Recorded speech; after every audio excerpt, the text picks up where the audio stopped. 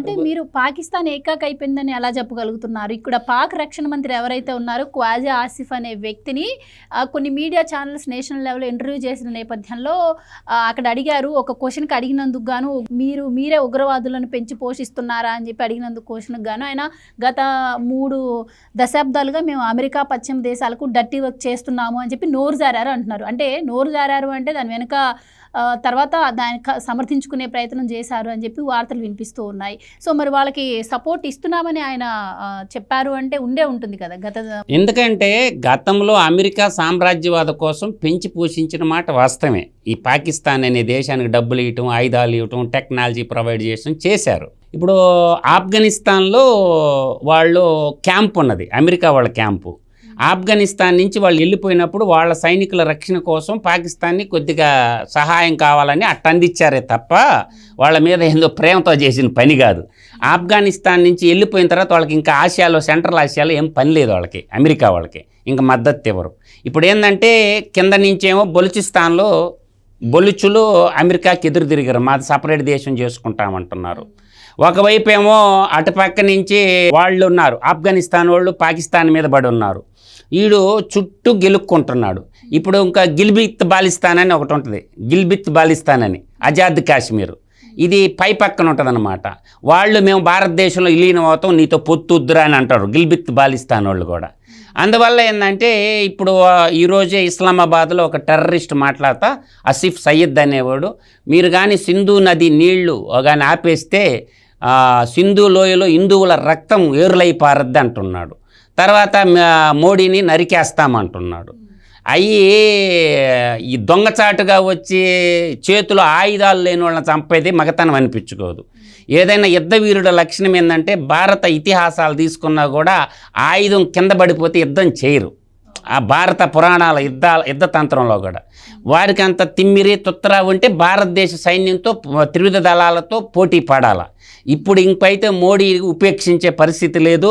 అమిత్ షా కానీ, మోడీ కానీ, భారత రక్షణ మంత్రి రాజ్నాథ్ సింగ్ కానీ, భారతీయులందరూ కూడా అసలు ఉపేక్షించొద్దు, ఏదైతే అది అవుద్ది తెగబడదాము, సైన్యం జాలపోతే చెప్పండి, ఇంటికి ఒక మగపిల్లలం మేము కూడా వస్తామని భారతీయులందరూ ఏకంగా అంటున్నారు. యూత్ అందరూ కూడా సైన్యం ఎంతమంది సమిధులైనా పర్వాలేదు, ఈ భూమండలం మీద పాకిస్తాన్ అనే దేశమే ఉండకూడదు, ఇది ప్రపంచ దేశంలో మిగిలిపోయింది. ఇవాళ 145 కోట్ల మంది ఉన్నాం, పోతే 1 కోటి మందిని పోతాం. అందువల్ల ఇవాళ ఏంటంటే 24 కోట్ల మంది టెర్రరిస్టులని పెంచి పోషించిన కారణంగా 24 కోట్ల మంది ఉంటారు పాకిస్తాన్లో జనాభా. అంటే 240 మిలియన్లు అంటే 1 మిలియన్ అంటే 10 లక్షల మంది.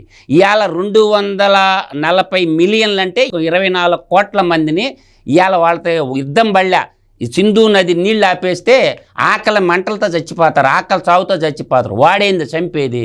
అందువల్ల ఏంటంటే పార్టీషన్ ఆఫ్ ఇండియా అప్పుడు నరికారు, ఏది 10-12 లక్షల మందిని. ఒకప్పుడు భారతదేశ విభజన జరిగినప్పుడు 10 నుంచి 12 లక్షల మంది హిందువులను నరికి సింధు లోయ రక్తపు ఏర్లు బారిచ్చి హిందువుల ఆస్తులన్నీ దోచుకున్నారు ఆనాడు. ఆడున్నటువంటి వాళ్ళందరూ హిందువులందరినీ మత మార్పిడి చేసేశారు. మీరు ఇస్లాంలో మారితేనే మీరు ఏడ ఉంచుతాం, లేకపోతే మిమ్మల్ని నరికేస్తామంటే బలవంతంగా మత మార్పిడి చేశారన్నమాట. అక్కడ ఉన్న హిందువులందరినీ మార్చేశారు. గతంలో 20% పైగా హిందువులు ఉంటే ఇవాళ 2% కూడా లేరు. పోతే 4 పోతారు. అందువల్ల ఏంటంటే ఇంకా యుద్ధాన్ని వాడు సురువు చేశాడు కాబట్టి భారత సైన్యం కూడా త్రివిధ దళాలను మోహరించింది. వాడికి ఇంకా ఈ దెబ్బతో వాడికి అటా ఇటా తేల్చేస్తారు, ఇంకా మాత్రం ఆగరు. కొంతమంది సెక్యులర్ కొన్ని మాట్లాడుతుండే భారతదేశంలో, ఆ సెక్యులర్ చెప్తున్నా నేను, ఒరే ప్రొఫెసర్ నాగేశ్వరరావు గుర్తు పెట్టుకో, నువ్వు మాట్లాడిన నిన్న మాటను వెనక్కి తీసుకో మర్యాదగా. బీహార్ ఎలక్షన్ కోసం యుద్ధం సృష్టించుండు మోడీ అని ఒక సెక్యులర్ మాట్లాడింది. నీకు చెప్తుండా, నీకు తొత్తరా తిమ్మిరా ఉంటే పో పాకిస్తాన్కి పోయి యుద్ధం చేయ సైనికుల తరపున. ఇంకొకసారి కానీ నువ్వు పేలినవంటే నువ్వు హైదరాబాదులో ఇంటికొచ్చి కొడతాం కొడకా నిన్ను. అందువల్ల ఇప్పుడే చెప్తున్నా నేను, ఆ సెక్యులర్ చెప్తున్నా మళ్ళీ, నువ్వు భారతదేశంతో ఆడుకోబాకు.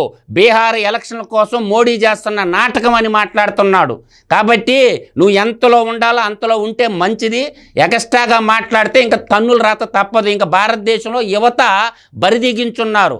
ఇప్పుడు పాకిస్తాన్ వర్సెస్ ఇండు, ఈ భారతదేశాన్ని వాళ్ళ అంతున్నప్పుడు భారతదేశాన్ని హిందూ దేశంగా కూడా ప్రకటించమని చెప్తున్నారు. అందువల్ల ఏంటంటే కొంతమంది సూడో మేధావులు కొన్ని వర్గ వైషమ్యాలు రెచ్చగొట్టి దేశంలో ఇంటర్నల్ అండ్రెస్ట్ సృష్టించాలని చూస్తున్నారు. సూడో మేధావులు కొంతమంది జర్నలిస్టులు, అమ్ముడు పోయిన జర్నలిస్టులు చాలామంది. కాబట్టి దేశానికి ప్రమాదం వచ్చినప్పుడు వీఆర్ వన్ అని ఉండాలి, కానీ డిఫరెంట్ లాంగ్వేజ్ ఈ దేశంలో కాబట్టి మాట్లాడతారు. అదే మాట పాకిస్తాన్లో మాట్లాడితే ఎలా ఉంటుందో ఊహించుకోండి. వాడు ఏమంటున్నాడు, ఈ దేశ ప్రధాన్ని మేము నరికేస్తాం, హిందువులందరినీ నరికేస్తామంటే ఏడేమన్నా చూస్తూ ఊరుకుంటారా ఏందా? ఇది 20వ శతాబ్దం భారతదేశం కాదు, 21వ శతాబ్దం ప్రపంచ దేశాలన్నీ భారతదేశం వైపు చూస్తుంటే వీళ్ళందరూ పాకిస్తాన్. నేను ఇప్పుడు అస్సాంలో ఒక ఎమ్మెల్యే అన్నాడు, మా పాకిస్తాన్ జిందాబాద్ అని. వాడిని దేశద్రోహం కింద అరెస్ట్ చేసి బొక్కలు వేశారు. ఈరోజు జరిగిన సంఘటన చెప్తున్నాను. వాడు ఈ దేశంలో బతుకుతూ ఇక్కడ తిండి తింటూ పాకిస్తాన్ జిందాబాద్ అని ఎలా మాట్లాడతాడు? అసరుద్దీన్ ఓవైసీ కూడా భారత పార్లమెంట్లో ఏం మాట్లాడిండు? జై పాలస్తీనా అన్నాడు. పాలస్తీనాకు పోయి బతకరా, ఏడేం పని నీకు, జై పాలస్తీనా అని మాట్లాడాడు భారత పార్లమెంట్లో. కాబట్టి కుహనా సెక్యులర్ వాదులందరూ కూడా మేల్కోమని చెప్తుండా నేను. ఒకడేమో జై పాలస్తీనా అంటాడు, ఒకడేమో జై పాకిస్తాన్ అంటాడు. భారత మాతాకి జై అనరా అంటే జై హింద్ అనమన్నా కూడా అనరు. భారత మాతకి జిందాబాదులు కట్టరు, కానీ పాకిస్తాన్కి జిందాబాదులు కొడతారు, పాలస్తీనాకి జిందాబాదులు పెడతారు. తాగేదేమి ఇక్కడ నీళ్లు, తినేదేమి ఇక్కడ తిండి. కాబట్టి ఇటువంటి వాళ్ళందరినీ భారతదేశం డేగ కన్నుతో పరిశీలించి అసలు భారతదేశాన్ని హిందూ రాజ్యంగా ప్రకటించేయాలి మోడీ గారు. అప్పుడు వీళ్ళందరికీ తొత్తర తిమ్మిరి తీరిపోద్ది. కొంతమంది భారతదేశంలో కూడా ఉన్నారు, సెక్యులర్ ముసుగు తగిలించుకొని భారతదేశాన్ని బలిపీట మీద పెట్టాలని చూస్తున్నారు. కాబట్టి వాళ్ళని కూడా డేగ కళ్ళతో కాపలా గాయాల. ఇంటర్నల్గా అన్ని రాష్ట్రాల ముఖ్యమంత్రులు కూడా అటు వాళ్ళని తక్షణం అరెస్ట్ చేయాలి దేశద్రోహం కింద.